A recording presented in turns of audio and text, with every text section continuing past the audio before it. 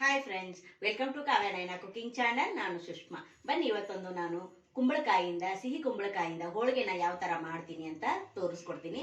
ತುಂಬಾ ಅಂದ್ರೆ ತುಂಬಾ ರೇರ್ ಇದು, ಯಾರು ಅಷ್ಟೊಂದು ಜಾಸ್ತಿ ಮಾಡಕ್ ಹೋಗಲ್ಲ. ನಾನು ನಿಮ್ಗೆ ಯಾವ ತರ ಮಾಡ್ತೀನಿ ಅಂತ ಸಿಂಪಲ್ ಆಗಿ ತೋರಿಸ್ಕೊಡ್ತೀನಿ. ಬನ್ನಿ ಫ್ರೆಂಡ್ಸ್. ಮುಂಚೆನೆ ನಾನು ಕನಕನ ರೆಡಿ ಮಾಡಿ ಇಟ್ಕೊಂಡಿದ್ದೀನಿ. 2 ಕಪ್ ಅಷ್ಟು ಮೈದಾ ಹಿಟ್ಟು, 1/4 ಕಪ್ ಅಷ್ಟು ಚಿರೋಟಿ ರವೆ, ಹಾಗೆ ಒಂದು ಚಿಟಿಕೆ ಉಪ್ಪು ಹಾಕಿ ನಾನು ಚೆನ್ನಾಗಿ ಕಲಸಿ ಇಟ್ಕೊಂಡಿದ್ದೀನಿ. ಹಾಗೆ 1/4 ಕಪ್ ಆಗುವಷ್ಟು ಹಾಲನ್ನ, ಹಾಗೆ ಮಿಕ್ಕಿರೋದು ನೀರನ್ನ ಹಾಕಿ ನಾನು ಕಲಸಿ ಇಟ್ಕೊಂಡಿದ್ದೀನಿ. ಆ ಹಾಲು ಏನಕ್ಕೆ ಹಾಕೋದಂದ್ರೆ ಸಾಫ್ಟ್ ಆಗಿ ಬರುತ್ತೆ, ಹಾಗೆ ಸ್ವಲ್ಪ ಮೆದುವಾಗಿ ಬರುತ್ತೆ. ನಮಗೆ ಎಷ್ಟು ದಿನ ಇಟ್ಟರು ಕೂಡ ಕ್ರಿಸ್ಪಿಯಾಗಿ ಆಗಲ್ಲ, ಮೆತ್ತಗೆನೆ ಚೆನ್ನಾಗಿರುತ್ತೆ ಅಂತ ನಾನು ಹಾಲನ್ನ ಹಾಕಿದ್ದೀನಿ ಫ್ರೆಂಡ್ಸ್. ಈಗ ಚೆನ್ನಾಗಿ ಒಂದು ಅರ್ಧ ಗಂಟೆ ನೆನೆಸಿದ್ದೀನಿ. ಇದನ್ನ ಸೈಡಲ್ಲಿ ಹಾಗೆ ಎತ್ತಿಟ್ಕೊಳ್ಳೋಣ. ನೋಡಿ, ನಾನು ಕುಂಬಳಕಾಯಿನ ತಗೊಂಡಿದ್ದೀನಿ. ಈ ತರ ಕಟ್ ಮಾಡಿ ಇಟ್ಕೊಂಡಿದ್ದೀನಿ, ಕ್ಲೀನ್ ಮಾಡಿ ತೊಳೆದು ಇಟ್ಕೊಂಡಿದ್ದೀನಿ ಫ್ರೆಂಡ್ಸ್. ಈಗ ಇದನ್ನ ಮೇಲ್ಗಡೆ ಸಿಪ್ಪೆ ಭಾಗ ಎಲ್ಲ ತೆಗೆಯೋಣ. ಇದನ್ನೆಲ್ಲ ನಾವು ಚಾಕುವಿನ ಸಹಾಯದಿಂದ ತೆಗೆಯೋಣ. ನೋಡಿ, ಈ ತರ ನೋಡಿ, ಈ ತರ ಎಲ್ಲವನ್ನು ನಾನು ಸಿಪ್ಪೆ ತೆಗೆದು ನಿಮ್ಗೆ ತೋರಿಸ್ಕೊಡ್ತೀನಿ. ನೋಡಿ, ಸಿಪ್ಪೆ ಎಲ್ಲ ಕ್ಲೀನ್ ಮಾಡ್ಕೊಂಡು ಬಂದಿದ್ದೀನಿ. ನೋಡಿ, 1 kg ಆಗುವಷ್ಟು ಕುಂಬಳಕಾಯಿನ ನಾನು ತಗೊಂಡಿದ್ದೀನಿ. ನೀವು ಇದರಲ್ಲಿ ಹೆಚ್ಚು ಕಡಿಮೆ ಮಾಡ್ಕೋಬಹುದು. ಇದನ್ನ ಚೆನ್ನಾಗಿ ನಾವು ತುರಿಯೋಣ. ಬನ್ನಿ, ತುರಿಯೋ ಮುನೆ ಇರುತ್ತಲ್ವಾ, ಅದರಿಂದ ನಾವು ತುರ್ಕೋಬಹುದು.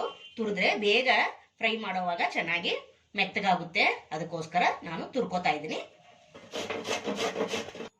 ನೋಡಿ, ಎಲ್ಲವನ್ನು ನಾನು ತುರಿದು ಇಟ್ಕೊಂಡಿದ್ದೀನಿ. ನೋಡಿ, ಈಗ ಇದೆಷ್ಟು ಅಳತೆ ಆಗುತ್ತೆ ಅಂತ ನಿಮಗೆ ಅಳತೆ ಪ್ರಮಾಣ ತೋರಿಸ್ಕೊಡ್ತೀನಿ. ಅಳತೆ ಇಲ್ಲ ಅಂದ್ರೆ ನಿಮಗೆ ಕನ್ಫ್ಯೂಸ್ ಆಗ್ಬೋದು. ನೋಡಿ, ಈ ಬೌಲಲ್ಲಿ ನಾನು ತೋರಿಸ್ಕೊಡ್ತಾ ಇದ್ದೀನಿ. ನೋಡಿ, 1 ಕಪ್ ಅಷ್ಟು, ಹಾಗೆ 2 ಕಪ್ಪು,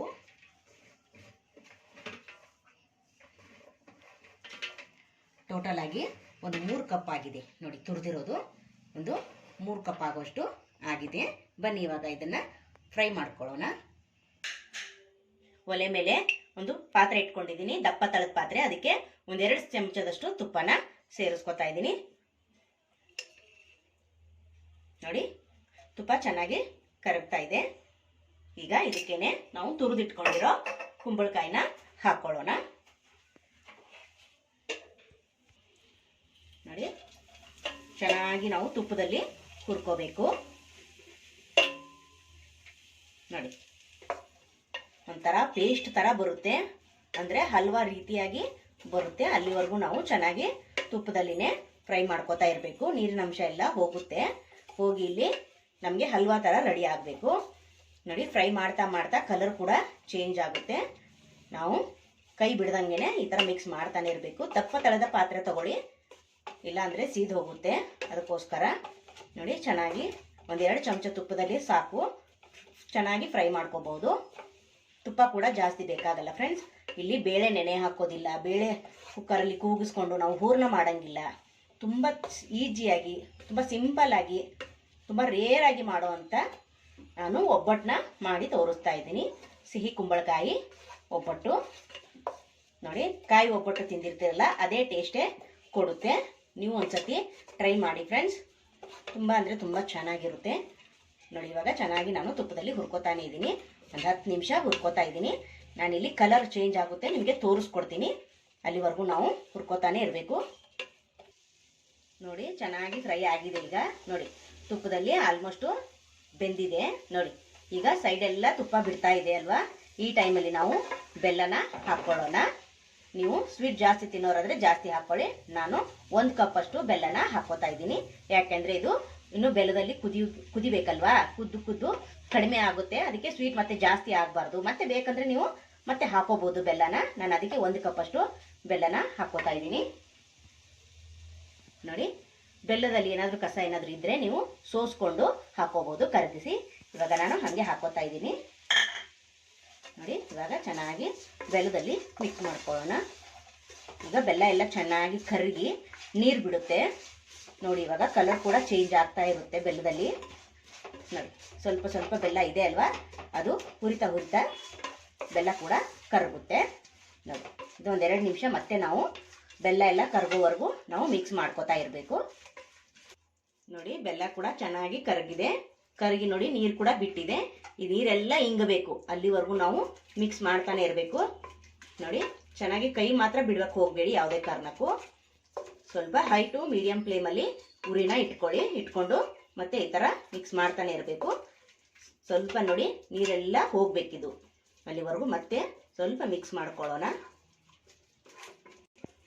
ನೋಡಿ ನೀರು ಕೂಡ ಎಲ್ಲ ಇಂಗೋಯ್ತು. ನೋಡಿ ಕಾಣಿಸ್ತಾ ಇದೆಯಲ್ವ ನಿಮಗೆ?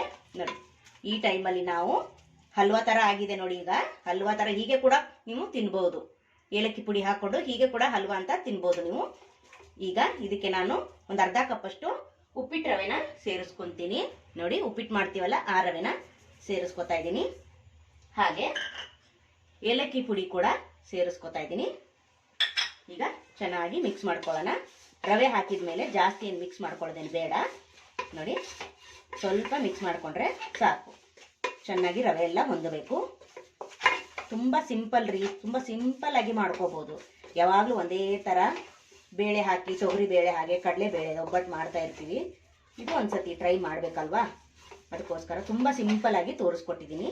ನೋಡಿ ಈ ಥರ ಚೆನ್ನಾಗಿ ಮಿಕ್ಸ್ ಮಾಡ್ಕೊಂಡಿದ್ದೀನಿ. ಈಗ ಇದನ್ನು ತಣ್ಣಗಾಗಲು ಬಿಡೋಣ ಫ್ರೆಂಡ್ಸ್.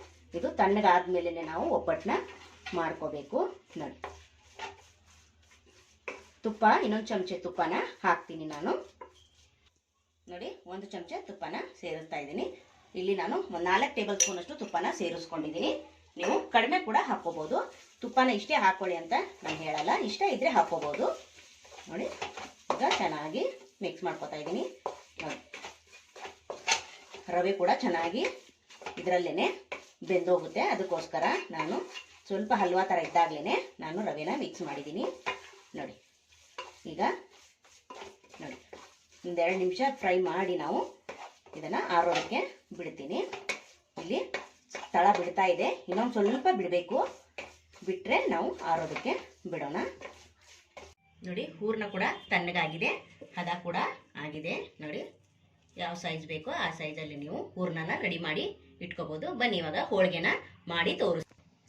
ನೋಡಿ ಹಿಟ್ಟು ಕೂಡ ಚೆನ್ನಾಗಿ ನೆನೆದಿದೆ. ಈಗ ನಮ್ಗೆ ಎಷ್ಟು ಬೇಕೋ ಅಷ್ಟು ನೋಡಿಕೊಂಡು ನಾವು ಹಿಟ್ಟನ್ನು ತಗೋಬೇಕು. ನೋಡಿ ನೀವು ದೊಡ್ಡದು ಒಬ್ಬಟ್ಟು ಮಾಡ್ತೀನಿ ಅಂದರೆ ಸ್ವಲ್ಪ ಜಾಸ್ತಿನೇ ಹುಳಿ ತಗೊಳ್ಳಿ. ನಾನು ಈ ಸೈಜಲ್ಲಿ ತಗೊತೀನಿ. ನೋಡಿ ಯಾರು ಬೇಕಾದರೂ ಮಾಡ್ಕೋಬೋದು, ಇಷ್ಟು ಈಸಿಯಾಗಿ ನಾನು ತೋರಿಸ್ಕೊಡ್ತೀನಿ. ಬನ್ನಿ ಇವಾಗ ಇದರಲ್ಲಿ ಹೂರ್ಣ ಹಾಕಿ ಒಬ್ಬಟ್ಟನ್ನ ತಟ್ಕೊಳ್ಳೋಣ. ನಾನು ಪ್ಲಾಸ್ಟಿಕ್ ಶೀಟ್ ತಗೊಂಡಿದ್ದೀನಿ, ನಿಮ್ಮ ಹತ್ರ ಒಬ್ಬಟ್ಟು ಶೀಟ್ ಏನಾದರೂ ಇದ್ರೆ ತಗೋಬಹುದು. ನಾನು ಇದರಲ್ಲೇ ನನಗೆ ಮಾಡಿ ರೂಢಿ, ಅದಕ್ಕೋಸ್ಕರ ನಾನು ಇದನ್ನೇ ತಗೊಂಡಿದ್ದೀನಿ. ಈಗ ಹಿಟ್ಟಿಗೆ ಸ್ವಲ್ಪ ಎಣ್ಣೆನ ಹಚ್ಕೊಳ್ಳೋಣ. ಎಣ್ಣೆ ಹಚ್ಕೊಂಡು ಸ್ವಲ್ಪ ಹಿಟ್ಟನ್ನು ಅಗಲ ಮಾಡ್ಕೊಳ್ಳೋಣ ಹೂರ್ಣ ತುಂಬೋದಕ್ಕೆ. ನೋಡಿ ಈ ಥರ, ಇಲ್ಲ ನಿಮಗೆ ಬರಲ್ಲ ಅಂದರೆ ಈ ಥರ ಕೈಯಲ್ಲಿ ಕೂಡ ಈ ಥರ ಮಾಡ್ಕೋಬೋದು. ಅಗಲವಾಗಿ ಮಾಡಿ ನಾವು ಹೂರ್ಣನ ಹಾಕೋಬೋದು. ಈಗ ನೋಡಿ ಇಲ್ಲಿ ಹೂರ್ಣನ ಹಾಕೊತೀನಿ. ನೋಡಿ ಈ ಥರ ಮಾಡ್ಕೊಂಡಿದ್ದೀನಿ. ಈಗ ಹೂರ್ಣನ ಹಾಕೊತೀನಿ. ಹಿಟ್ಟು ಯಾವಾಗಲೂ ಕಡಿಮೆ ತಗೋಬೇಕು, ಹೂರ್ಣ ಯಾವಾಗಲೂ ಸ್ವಲ್ಪ ಜಾಸ್ತಿನೇ ತಗೋಬೇಕು, ಅಂದರೆ ಒಬ್ಬಟ್ಟು ತಿನ್ನುವಾಗ ಚೆನ್ನಾಗಿರುತ್ತೆ. ನೋಡಿ ಇವಾಗ ಹಾಕ್ಕೊಂಡು ನಾನು ಈ ಥರ ಮಾಡ್ಕೊತೀನಿ. ನೋಡಿ ಯಾರು ಬೇಕಾದರೂ ಮಾಡ್ಕೋಬೋದು ಫ್ರೆಂಡ್ಸ್. ನಿಮಗೆ ಇದು ಜಾಸ್ತಿ ತೆಳ್ಳಗಾಗ್ಬಿಟ್ರೆ ಹಿಟ್ಟು ಗೊತ್ತಾಗಲ್ಲ, ನಿಮಗೆ ಮಾಡೋಕ್ಕಾಗಲ್ಲ ಅಂದರೆ ಸ್ವಲ್ಪ ಗಟ್ಟಿನೇ ಇರಲಿ, ಯಾಕಂದರೆ ಫಸ್ಟ್ ಟೈಮ್ ಎಲ್ಲರಿಗೂ ಬರಲ್ಲ ಅಲ್ವಾ, ಅದಕ್ಕೋಸ್ಕರ. ನೋಡಿ ಈ ಥರ ಅದರೊಳಗೆ ಪ್ರೆಸ್ ಮಾಡಿಬಿಟ್ಟು ತಿರ್ಗಾ ಈ ಥರ ಮಾಡ್ಕೊತೀನಿ. ನೋಡಿ ತುಂಬ ಈಜಿ ಫ್ರೆಂಡ್ಸ್, ತುಂಬ ಈಜಿಯಾಗಿ ತುಂಬ ಟೇಸ್ಟಿಯಾಗಿ ಮಾಡ್ಕೋಬೋದು ಯಾರು ಬೇಕಾದರೂ. ನೋಡಿ ಇದನ್ನು ಬೇಕಾದರೆ ಎಕ್ಸ್ಟ್ರಾ ತೆಗಿಬೋದು, ಇಲ್ಲ ಇದನ್ನು ಹಾಗೆ ಕೂಡ ಅಲ್ಲೇ ಈ ಥರ ಪ್ರೆಸ್ ಮಾಡಿಬಿಟ್ಟು ನೋಡಿ ರೆಡಿ ಆಯ್ತಲ್ವ ನಮ್ಮದು ಒಬ್ಬಟ್ಟು ಉಳ್ಳಿ. ಬನ್ನಿ ಇವಾಗ ಈ ಸೀಟ್ ಮೇಲೆ ತಟ್ಕೊಳ್ಳೋಣ. ನೋಡಿ ನಾನು ಸುತ್ತಲೂ ಎಣ್ಣೆ ಹಚ್ಕೊಂಡಿದ್ದೀನಿ, ಉಳ್ಳಿಗೂ ಕೂಡ ಎಣ್ಣೆನ ಹಚ್ಕೊಂಡಿದ್ದೀನಿ. ಇವಾಗ ನಮ್ಗೆ ಎಷ್ಟು ಅಗಲ ಬೇಕೋ ಅಷ್ಟು ಅಗಲ ನಾನು ತಟ್ಕೊತೀನಿ. ನೋಡಿ ಈ ಥರ ಶೀಟ್ ಹಾಕ್ಕೊಂಡಿದ್ದೀನಿ ಮೇಲೆ. ನೋಡಿ ಈ ಥರ ನಾನು ಎಷ್ಟು ವರ್ಷ ಆಯಿತು ಫ್ರೆಂಡ್ಸ್ ಇದೇ ಒಬ್ಬಟ್ಟು ಶೀಟಲ್ಲೇ ಮಾಡ್ತಾ ಇರೋದು. ನಾನು ಎಷ್ಟು ಕಾಸ್ಟ್ಲಿ ಒಬ್ಬಟ್ಟು ಶೀಟ್ ತರೋದು ಇಲ್ಲ, ಮನೇಲೇ ಇದು ಹೋಟ್ಲಿಗೆ ಹೋದಾಗ ಈ ದೋಸೆ ಏನಾದರೂ ಇಡ್ಲಿ ಹಾಕ್ಕೊಡ್ತಾರಲ್ಲ ಆವಾಗ ಇಟ್ಕೊಂಡಿರೋದು. ಇದು ಎಷ್ಟು 13 ವರ್ಷ ಆಯಿತು ನಾನು ಇಟ್ಕೊಂಡಿದ್ದನ್ನು. ಅಷ್ಟು ಚೆನ್ನಾಗಿ ಇದರಲ್ಲಿ ನನಗೆ ಒಬ್ಬಟ್ಟು ತಟ್ಟಕ್ಕೆ ಬರುತ್ತೆ ಫ್ರೆಂಡ್ಸ್. ಇವಾಗೆಲ್ಲ ಒಬ್ಬಟ್ಟು ಸೀಟು ಬಂದಿದ್ದಾವೆ, ಮುಂಚೆ ಎಲ್ಲ ಈ ಥರ ಮನೆಯಲ್ಲೇ ಇರೋ ಇದನ್ನೇ ಪ್ಲಾಸ್ಟಿಕ್ನೇ ತೊಗೊತಿದ್ರು. ನೋಡಿ ನಿಮ್ಗೆ ಎಷ್ಟು ದೊಡ್ಡದು ಬೇಕೋ ಅಷ್ಟು ದೊಡ್ಡದು ಮಾಡ್ಕೋಬೋದು, ತೆಳುವಾಗಾದರೂ ಮಾಡ್ಕೋಬೋದು, ಇಲ್ಲ ಈ ಥರ ಚಿಕ್ಕದಾದರೂ ಮಾಡ್ಕೋಬೋದು. ನೋಡಿ ನೋಡಿ ನಾನು ಇಷ್ಟು ಮಾಡ್ಕೊಂಡಿದ್ದೀನಿ. ಈಗ ತವ ಕೂಡ ಬಿಸಿಯಾಗಿದೆ. ಇವಾಗ ಒಬ್ಬಟ್ಟನ್ನ ಬೇಯಿಸ್ಕೊಳ್ಳೋಣ ಬನ್ನಿ. ನೋಡಿ, ತವ ಕೂಡ ಬಿಸಿಯಾಗಿದೆ. ಈಗ ಒಂದು ಸ್ವಲ್ಪ ಎಣ್ಣೆ ಕೂಡ ಹಾಕ್ಕೊಳ್ಳೋಣ. ನೋಡಿ, ನೀವು ಕೈಯಲ್ಲಿಂದಾದ್ರೂ ಹಾಕೋಬೋದು, ಇಲ್ಲ ಸ್ಪೂನಿನ ಸಹಾಯದಿಂದ ಆದರೂ ಹಾಕೋಬೋದು. ನೋಡಿ, ಇವಾಗ ಒಬ್ಬಟ್ಟನ್ನ ಹಾಕೊತೀನಿ. ನೋಡಿ, ಸೂಪರ್ ಅಲ್ವಾ? ಯಾರು ಬೇಕಾದರೂ ಮಾಡ್ಕೋಬೋದು ಫ್ರೆಂಡ್ಸ್. ಒಂದು ವೇಳೆ ಬೇಳೆ ಒಬ್ಬಟ್ಟು ನಮಗೆ ಕೈ ಕೊಟ್ಟರೆ ಈ ಒಬ್ಬಟ್ಟು ಮಾತ್ರ ನಮಗೆ ಕೈ ಕೊಡೋದೇ ಇಲ್ಲ. ನಾವು ಆರಾಮಾಗಿ ಯಾರು ಬೇಕಾದರೂ ಈ ಒಬ್ಬಟ್ಟನ್ನ ಮಾಡ್ಕೋಬೋದು ಫ್ರೆಂಡ್ಸ್. ಮೇಲೆ ಸ್ವಲ್ಪ ಎಣ್ಣೆನ ಹಾಕ್ತೀನಿ. ಇದಕ್ಕೆ ಎಣ್ಣೆ ಕೂಡ ಜಾಸ್ತಿ ಬೇಕಾಗಲ್ಲ, ಯಾಕಂದರೆ ನಾವು ಮೊದಲೇ ತುಪ್ಪನ ಹಾಕಿರ್ತೀವಲ್ವ, ಅದಕ್ಕೋಸ್ಕರ. ನೋಡಿ, ಎಷ್ಟು ದಿನ ಇಟ್ಟರು ಕೂಡ ಚೆನ್ನಾಗೇ ಇರುತ್ತೆ ಇದು. ನೋಡಿ ನೋಡಿ, ತಳ ಕೂಡ ಬಿಡ್ತಾ ಇದೆ ನೋಡಿ, ಸ್ವಲ್ಪ ಕೂಡ ಅಂಟಿಲ್ಲ ಅಲ್ವಾ? ನೋಡಿ, ಸೂಪರ್ ಅಲ್ವಾ? ಈಗ ಸಣ್ಣ ಉರಿಲೇನೆ ಬೇಯಿಸ್ಕೊಳ್ಳಿ, ಜೋರ ಇಟ್ಟರೆ ಹೊತ್ತೋ ಸಾಧ್ಯತೆ ಇರುತ್ತೆ, ಅದಕ್ಕೋಸ್ಕರ. ನೋಡಿ, ಇನ್ನೊಂದು ಕಡೆ ತಿರುಗಿ ಹಾಕ್ಕೊತೀನಿ. ನೋಡಿ, ಸೂಪರ್ ಅಲ್ವಾ? ನಾನು ಸ್ವಲ್ಪ ಎಣ್ಣೆನ ಹಾಕ್ತೀನಿ. ನೋಡಿ, ಸೂಪರ್ ಅಲ್ವಾ? ನೋಡಿ, ಇದು ಒಬ್ಬಟ್ಟು ನೀವೊಂದು ವಾರಗಳ ಕಾಲ ಇಟ್ಕೊಂಡು ತಿಂದರೂ ಹಾಳಾಗಲ್ಲ. ಇದು ಒಬ್ಬಟ್ಟು 1 ವಾರ ಗಂಟ ತಿನ್ಬೋದು ನೀವು ಇಟ್ಕೊಂಡು. ನೋಡಿ, ಸೂಪರ್ ಅಲ್ವಾ? ಇದೇ ಥರ ಎರಡೂ ಬದಿ ನಾವು ಚೆನ್ನಾಗಿ ಬೇಯಿಸ್ಕೋಬೇಕು. ನೋಡಿ, ಈಗ ಶೇಂಗಾ ಹೋಳಿಗೆ ಮಾಡ್ತೀರ ನೋಡಿ, ಅದೇ ಥರ ಇದು. ಹಾಗೆ ಕಾಯಿ ಒಬ್ಬಟ್ಟು ಟೇಸ್ಟ್ ಬರುತ್ತೆ ಇದು. ನೀವೊಂದ್ಸತಿ ಟ್ರೈ ಮಾಡಿ ಫ್ರೆಂಡ್ಸ್, ತುಂಬ ಅಂದರೆ ತುಂಬ ಚೆನ್ನಾಗಿತ್ತು. ನೋಡಿ, ಸೂಪರ್ ಅಲ್ವಾ? ಎಣ್ಣೆ ಕೂಡ ಜಾಸ್ತಿ ಹಾಕೋದು ಬೇಡ, ನೀವು ಹಾಗೆ ಬೇಯಿಸ್ಕೊಂಡ್ರು ನಡೆಯುತ್ತೆ.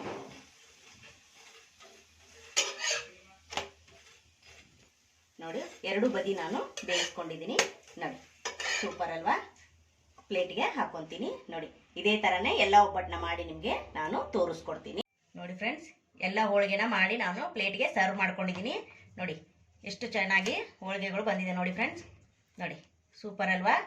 ಇದೇ ಥರ ನೀವು ಕೂಡ ಒಂದ್ಸತಿ ಟ್ರೈ ಮಾಡಿ ನೋಡಿ, ಸಖತ್ತಾಗಿರುತ್ತೆ. ಸೇಮ್ ನಾವು ಕೊಬ್ಬರಿ ಅಂದರೆ ಕಾಯಿ ಹೋಳಿಗೆ ಮಾಡಿರ್ತೀವಿ ನೋಡಿ, ಅದೇ ಟೇಸ್ಟಲ್ಲೇ ಇರುತ್ತೆ.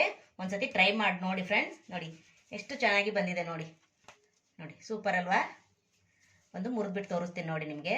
ನೋಡಿ ನೋಡಿ, ಸೂಪರ್, ಎಷ್ಟು ಸಖತ್ತಾಗಿ ಬಂದಿದೆ ನೋಡಿ ಫ್ರೆಂಡ್ಸ್. ಟೇಸ್ಟು ಕೂಡ ಅಷ್ಟೇ ಚೆನ್ನಾಗಿರುತ್ತೆ. ತುಪ್ಪದ ಜೊತೆಗೆ ನಾವು ನೆಂಚ್ಕೊಂಡು ತಿಂದರೆ ಸಖತ್ತಾಗಿರುತ್ತೆ ನೋಡಿ ಫ್ರೆಂಡ್ಸ್. ಕುಂಬಳಕಾಯಲ್ಲಿ ಪಲ್ಯ ಮಾಡ್ಬೋದು, ಸಾಂಬಾರು ಮಾಡ್ಬೋದು, ಹಾಗೆ ಸ್ವೀಟ್ ಕೂಡ ಮಾಡ್ಬೋದು. ಹಾಗೆ ನೋಡಿ, ಹಲ್ವಾ, ಹಾಗೆ ಒಬ್ಬಟ್ಟು, ನಾನಾ ಥರ ರೀತಿಯಾಗಿ ನಾವು ಕುಂಬಳಕಾಯಿನ ಉಪಯೋಗಿಸ್ಬೋದು. ತುಂಬ ಆರೋಗ್ಯಕ್ಕೂ ಒಳ್ಳೆಯದು.